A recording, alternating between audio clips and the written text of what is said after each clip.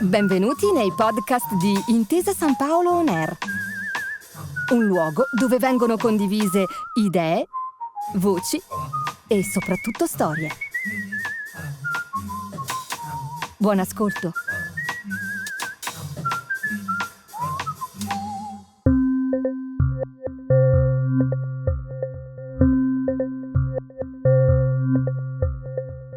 ...561.467 abitanti.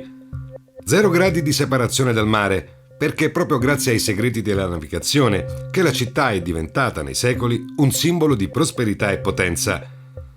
Una città che è anche capoluogo di provincia e capoluogo di regione. Una città talmente carica di storia e di importanza da essere stata persino capitale. Non della moderna Italia, o quantomeno non di come la intendiamo oggi, ma della Repubblica Marinara di Genova, un'entità economica, sociale e politica che per oltre 800 anni ha dato forma alla maniera in cui tutta l'Europa viveva i commerci e i viaggi. Il golfo, il pesto alla genovese, la focaccia nel cappuccino, De André, il libero comune e l'enorme porto, l'acquario, l'impero napoleonico e la rivoluzione francese, l'olio, la croce di San Giorgio, la cattedrale di San Lorenzo, il cimitero monumentale, i Carugi e la lanterna, i forti militari e Cristoforo Colombo, l'aperitivo, i blue jean, il lotto e ovviamente la Sampdoria. Il nostro viaggio alla scoperta delle province del calcio italiano oggi ci porta a Genova per parlare della Sampdoria scudettata del 1991, una pagina di gloria calcistica che è rimasta come una canzone di Fabrizio De André dentro al cuore e alla mente di chiunque l'abbia vissuta. Questa è la seconda stagione di Tutto il calcio provincia per provincia, il nuovo appuntamento con il racconto calcistico della nostra memoria sportiva. Un mosaico dove pezzo dopo pezzo andremo a ricostruire la geografia pallonara d'Italia, alla riscoperta delle nostre unicità locali. Tutto il mondo è paese e allora tutto il nostro, di paese, diventa provincia. Per sottolineare ancora una volta il senso di appartenenza unico che solo le nostre latitudini, grazie al calcio, alla cultura e alla gastronomia, diventa anche un lascito culturale. Una stagione inedita, nuova, nella quale andare a ricercare le storie nella storia, i piccoli grandi dettagli che hanno reso eterna una stagione speciale. Da nord a sud, dal mare alla campagna, dalle Alpi alle isole, tra le centinaia di modi in cui è possibile raccontare l'Italia, abbiamo scelto questo.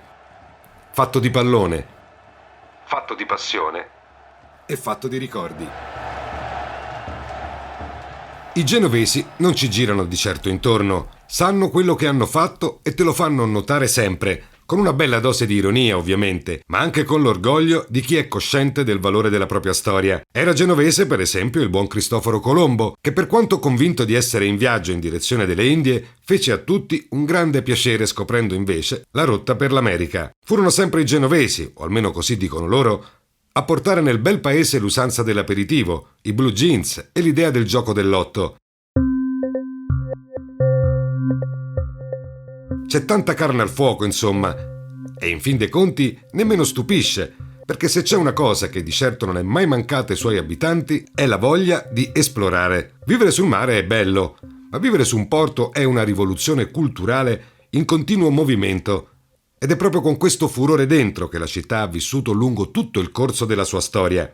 Genova fu indipendente e libera, a partire dal 1099, quando il comune si rese repubblica autonoma separandosi dal Sacro Romano Impero, e fino al 1815 quando, in un secolo di tumulti conseguenti alla Rivoluzione francese e precedente ai moti d'Italia, venne sciolto l'antico statuto, annettendo la città al Regno di Sardegna, che di lì a poco avrebbe giocato un ruolo da gigante nell'unificazione del nostro paese. Quasi 800 anni di libertà, di commercio, di guerre per il predominio economico e di avventure che hanno scolpito la forma dell'Europa e che hanno trasformato l'animo dei genovesi rendendoli aperti di mente, generosi di cuore e fantasiosi di spirito. 800 anni che hanno sviluppato la città intorno al porto, il vero epicentro della vita e dei commerci, luogo di scambi e di scoperte, in cui nessuno è mai davvero uno straniero, ed è attraverso il mare che sulla riviera Ligure sono arrivate tutte le novità della storia.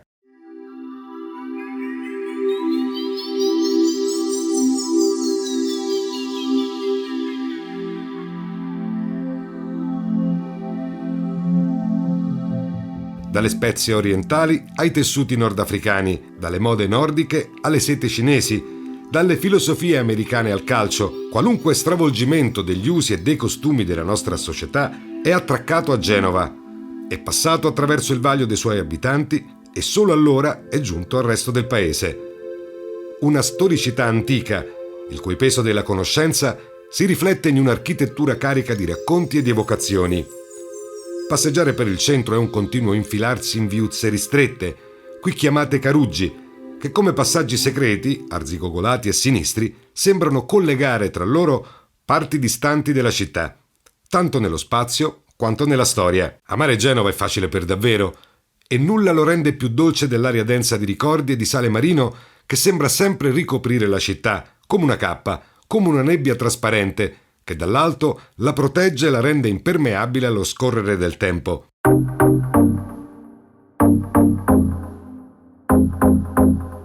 Ecco quindi che anche il momento di maggior splendore della squadra blucerchiata, la Sampdoria, è legato con un doppio filo alle storie di grandi avventurieri che nella moda del secolo scorso non erano più ormai dei navigatori ma piuttosto grandi calciatori. A far scorrere la lista dei nomi di quella Sampdoria di fine anni 80 e dell'inizio degli anni 90 quasi tremano i polsi per la storicità dei campioni coinvolti e per quanto alcune di quelle figure siano diventate parte dell'immaginario collettivo dei calciofili italiani. Gianluca Vialli e Roberto Mancini, Vujaydin Boškov e Pietro Vierkovud, Toninho Cerezo e Gianluca Pagliuca.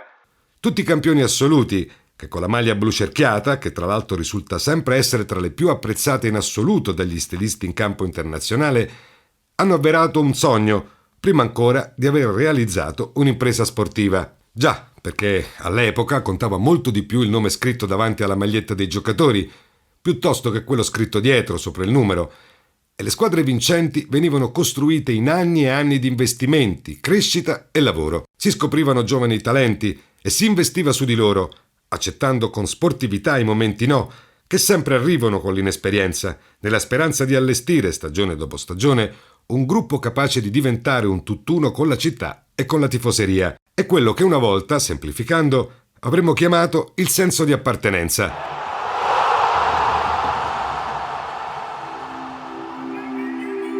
C'era Roberto Mancini, marchigiano nato a Iesi, pure lui uomo di mare, che dall'Adriatico era passato al Tirreno per diventare grande alla corte del presidente Mantovani. Un talento cristallino, purissimo, il classico 10 all'italiana, tutto fantasia e colpi di genio, che sarebbe rimasto in Liguria dal 1982 al 1997, senza mai cedere per 15 anni alle sirene del mercato. Roberto, attuale CT degli Azzurri, divenne un figlio adottivo di quel porto di mare, che tanto bene lo aveva saputo accogliere. C'era Gianluca Vialli, nato a Cremona nella squadra della città, la Cremonese, esploso segnando grappoli di gol in Serie B. Anche per lui, oggi apprezzato telecronista, la città seppe ripiegare sotto forma di amore l'investimento fatto dalla società, un idillio tecnico ed emotivo che lo spinse a restare 8 anni in blu cerchiato, rifiutando spesso le avance delle grandi di Milano e Torino, per continuare a coltivare il sogno di uno scudetto in Liguria. Vialli e Mancini, una tra le coppie più famose e affermate della nostra storia calcistica, capace da sola di solleticare ricordi antichi di prodezze balistiche e di cavalcate sportive, che trascinarono la Sampdoria sul tetto d'Italia ed Europa. Ma non c'erano soltanto loro, anzi.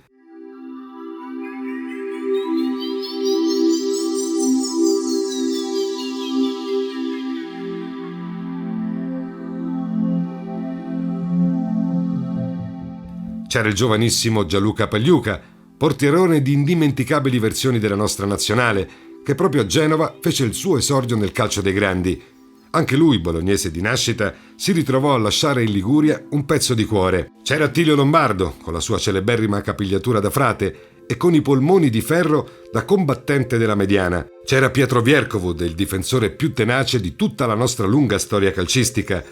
Un atleta capace di giocare ai massimi livelli fino a 40 anni suonati, difendendo le aree di rigore di tutte le principali squadre d'Italia. E poi, ovviamente, c'era anche un tocco di internazionalità, che si confà a chi, come i genovesi, allo straniero sa dare del tu. A guidare la pattuglia di oriundi c'erano l'ucraino Oleski Mikhailichenko, che era nato a Kiev ma che fino al 1991 era da considerarsi a tutti gli effetti di nazionalità sovietica, esempio vivente del calcio russo organizzato e preciso, Alexi era capace di occupare tutte le posizioni dal centrocampo in su, rendendosi sempre utile per i propri allenatori. Nel cuore della mediana c'era poi Toninho Cerezo, brasiliano atipico che faceva della fatica la sua cifra stilistica e che non poteva certo dirsi affascinante nel tocco e nelle movenze come gli altri suoi connazionali arrivati a bussare alle porte d'Italia. Scaricato troppo in fretta dalla Roma, a Genova trovò equilibrio, pazienza e uno stadio, il Ferraris, costruito con le tribune a picco sopra il campo, come usa in Inghilterra, pronto ad esplodere di passione per il suo furore in campo.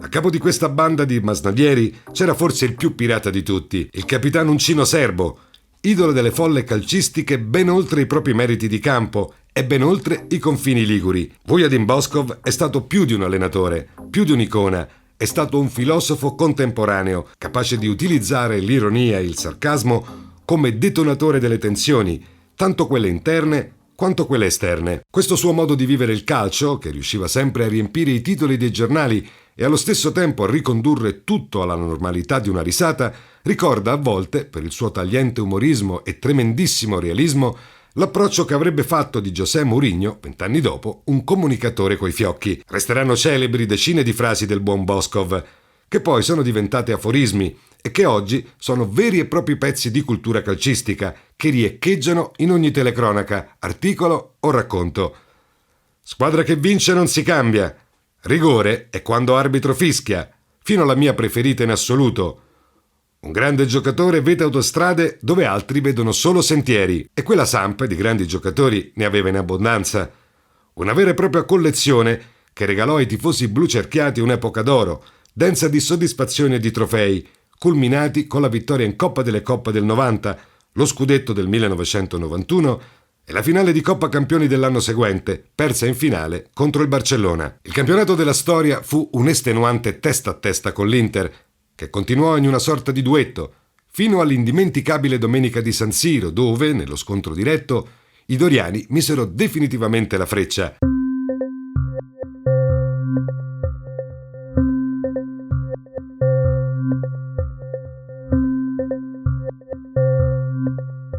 Fu un rotondo 0-2, con reti di Dossena e Vialli, e con Pagliuca, che con la maglia dell'Inter poi avrebbe fatto cose turche, che parò un rigore all'infallibile Matthäus, il Panzer tedesco, simbolo dello strapotere nordico. Soltanto la penultima giornata, dopo aver distrutto il malcapitato Lecce, poté avere inizio la festa, che vide un insospettabile Toninho Cerezo, sempre compassato e di carattere mite, capofila dei festeggiamenti, perché forse anche lui, come gli altri viandanti di quella squadra, aveva finalmente trovato nel porto di Genova un luogo da chiamare casa per sempre. In fondo, come diceva De André, che a Genova è nato e cresciuto, Genova è anche gli amici che da lontano ti vedono crescere e invecchiare.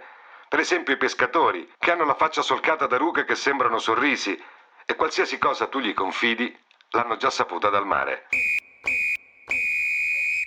Questo è tutto il calcio provincia per provincia. Il nostro viaggio calcistico per le strade d'Italia. Nessuna autostrada e niente pedaggi, solo ed esclusivamente strade provinciali. Alla prossima! Grazie per aver ascoltato i podcast di Intesa San Paolo On Air. Al prossimo episodio.